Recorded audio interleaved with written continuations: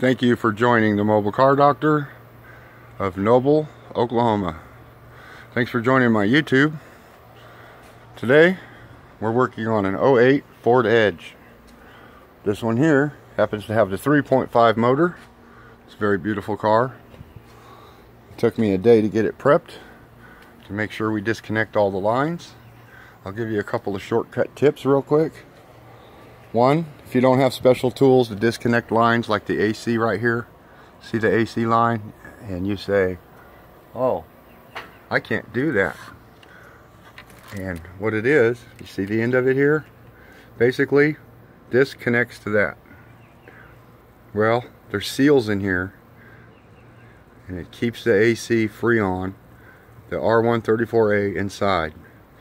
Well, underneath this little lip, there's a spring in there. See the spring? Zooming in. There's a spring. You have to access the spring. There's a lip on this part that the spring pops over and locks over it. Now, if you don't have a special tool for that, this is tip number one. Go ahead and get a regular water bottle. Cut the top off. Okay, leave a little bit of the back on there. Take and make you a splice like that, just an opening, just cut it right through there. Stick this top side right over that, just like that. Well, that's hard to do with one hand, but you open the bottle, you stick it inside there, and you pull it really quick like that, real hard. You push it in, start turning back and forth, and this will pop right off. This works for all size lines like this. Tip number one. Number two, if you're doing a timing job on this car, you're going to have to take the valve covers off. We took them off. We took the front one off, took the intake manifold off, which sits right here in the middle on top. Took it off first. Then we left that one on. As soon as we lowered the motor, we took that one off. It was a lot easier to get to, a lot easier to disconnect parts. Over here, pull back that band and disconnect that air line you'll see on the top of the motor. You want to disconnect these water hoses, and all the wiring pretty much is self-explanatory. Here's another one here, an air line. This might be the fuel. No, I think this is the fuel line. You just push down on this tab, pull that one down. It's a little lock tab, and pull. Pops right off. Over here, you can disconnect all your wiring. Disconnect your main harness right here. Just disconnect it. Disconnect that side. After you disconnect it, they'll all just be hanging all the way around. Everything's just hanging. Disconnect these two air lines. Disconnect the motor mount on this side. This is the driver's side. All you do is take these bolts out.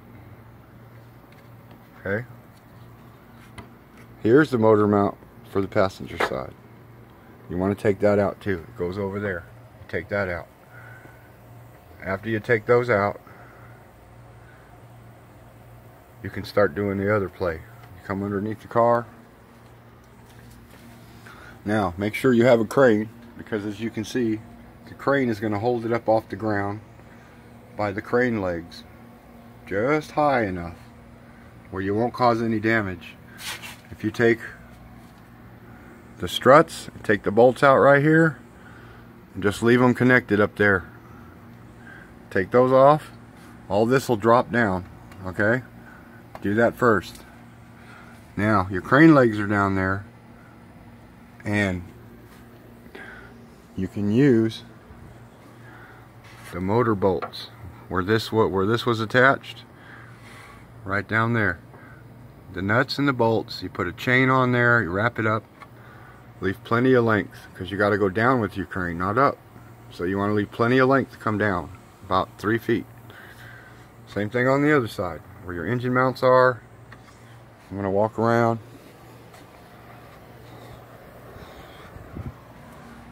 And they're pretty much right up here. You want to go ahead and put your chain up there, and put your bolts up there, and put your nuts on. Okay, as you can see, we've done the timing here. Let me just tell you right off the bat, you don't need a special tool for it. But you do got to pay close attention. The new chain you get is going to have a marked link on it. See the black one?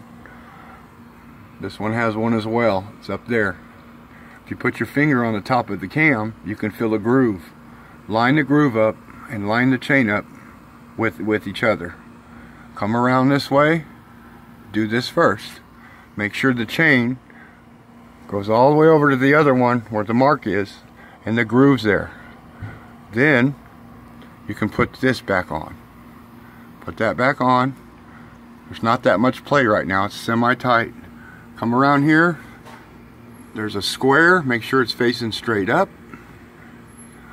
And if you want to, the number 1 cylinder is on this side of the engine. Right there. Put a McDonald's straw in spark plug hole number 1. Turn this and have somebody tell you when the straw is all the way up. That means the compression mode is there. Then you come down here and make sure your square is facing up. After that, there's another tiny little dot right there. That's where you want to put the chain link.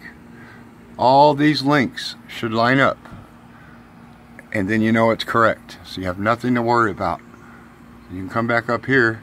Go ahead and put this banana piece in. Mount that on. Don't pull your pin yet. You see that it's still got a little bit of play right in here. This one here just pops right off. There are no bolts holding it. There's just a little pin up here. Just slide that on there. Yeah, it's semi-tight right now. We have not pulled this pin. There's a little pin on the new one. You just pull that and it'll push this and tighten it. None of your timing will move as long as your marks are in the right spot. What we did today was change this water pump out. It's infamous for going out. They decided to put a plastic piece behind it as a propeller. So we've got the old one out. There it is. It's plastic. It got hot, the bearing locked up, and basically it just locked up and then it broke the chain. So the chain got broke. There it is. It just snaps it. So it's common, it happens. With the newly updated water pump that we picked up at AutoZone, it has a metal paddle in the back that pushes the water, which is, you know, a little stronger, but they do tend to rust out after a while. So there's always a catch with something like that. So after you get this all lined up, that's where your timing is. Thanks for joining me today. Make sure you do good cleaning. If you do good cleaning like this, all your seals will be good. If you happen to buy a part kit, follow me now. This was $570 at AutoZone. Contact me if you need a connection for cheaper parts. I didn't like paying $570 for the whole set. So you can contact me, 405-618-4319, or you can call me and I'll be glad to come over and do this for $1,200 bucks. $1,200 bucks. You buy the parts and then I'll give you a cheap part connection. Okay? All right. Make sure all your marks are on. I took white out and just marked the little dots and make sure we're going to be right on the money. Make sure that number 1 spark plug goes back in as soon as you're done. Take the straw out, don't forget. And make sure you do heavy duty cleaning all the way around. And one more little note. Make sure you clean the casing really good too. I'm fixing to use silicone. They don't have a gasket. The company used silicone. Make sure you clean it. Right in here on this side of the groove was all silicone. So obviously they know that the oil's got to come through this metal piece. And this will seal it here. And so they just silicone the back side and then they stuck this casing on. Same thing up here. Just make sure you silicone the heck out of this. And over here on this side, silicone it all the way around. I'm going to go a little extra and I'm just going to wipe on some silicone all the way around the flat part as well. Just to make sure. Also, here's another way oil can escape. So I'm going to put some silicone beads around these and around this one over here. Just to make sure. Don't silicone this. That's a seal. That's the crank seal. That's it. If you want to, you can actually clean it up. It looks a little better cleaned up. I tried to scrub it down. That's as close as I got. There's a little piece of silicone. Alright, well good luck on yours if you're going to do it. Now you know where the timing marks are at. Have a good day.